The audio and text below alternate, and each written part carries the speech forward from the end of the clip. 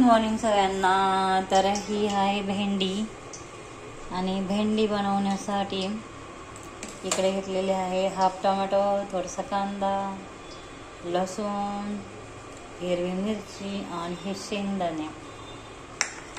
आणि आता ही भेंडी, आता हे मिरच्या हे सगळं कट करून घेते, कापून घेते. कंटिन्यू राहा व्हिडिओ असाच बघा.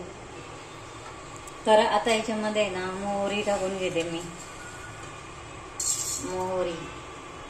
आणि नंतर 1 चमचा जिरं टाकून घेते.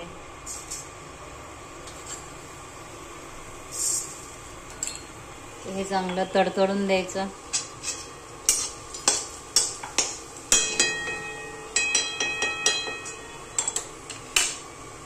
आता बघा हे तडतडलंय, तर त्याच्यामध्ये मिरची टाकून घ्यायची.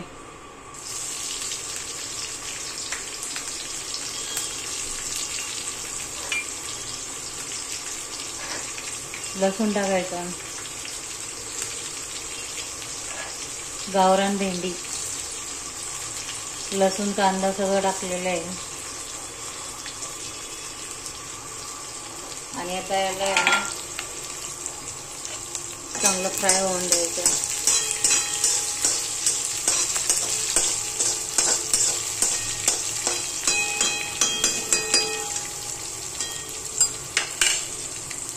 आणि आता ह्या गलबद्यामध्ये शेंगदाणे थोडेसे ओबड-धोबड कुटून घ्यायचे. जास्त नाही कुटायचे, पण थोडेसे ओबड-धोबड.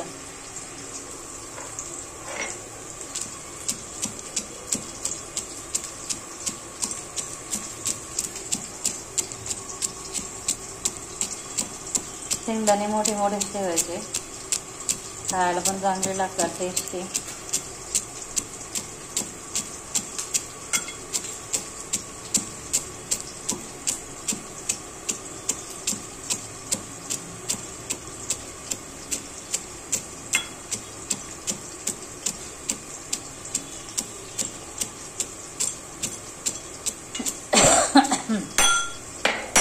आता हे असेच अर्धे शेंगदाणे झालेले पहा.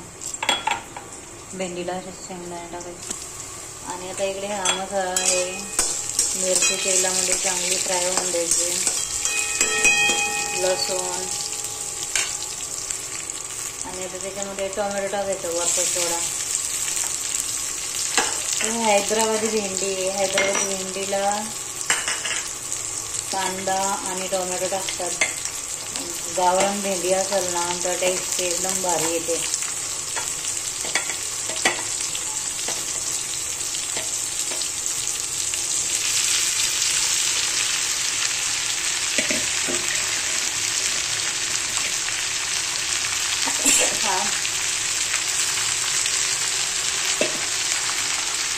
आता मीठ आहे ना लगेच नाही टाकायचं. मीठ जर लगेच टाकलं ना तर भेंडीला पाणी सुटतं. आता ही भेंडी अशीच हलवून द्यायची.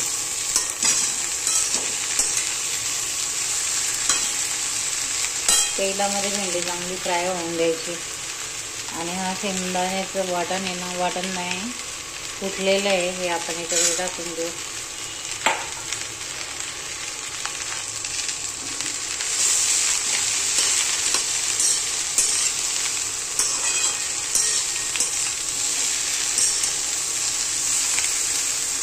तेलामध्ये चांगली फ्राय होऊन द्यायची असे.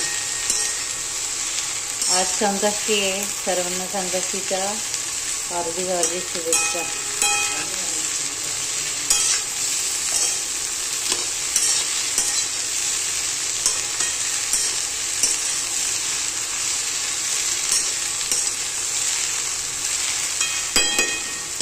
आता याला आहे ना चवीनुसार मीठ टाकायचं. आता ही पहा चांगली फ्राय होऊन द्यायची आणि चवीनुसार मीठ टाकायचं.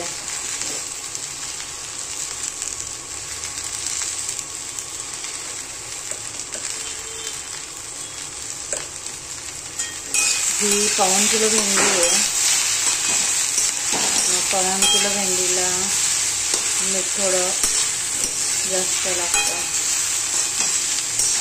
आता हे बघ हिरवीगार भेंडी दिसायला लागली, हिरवीगार भेंडी. आणि आता याच्यावर झाकण ठेवायचं. आता या भेंडीवर आहे ना असं झाकण ठेवायचं आणि 5-10 मिनटं कमी गॅसवर भाजून द्यायचं. आता ही भेंडी बघा शिजलेली आहे. पहा एकदम कशी छान.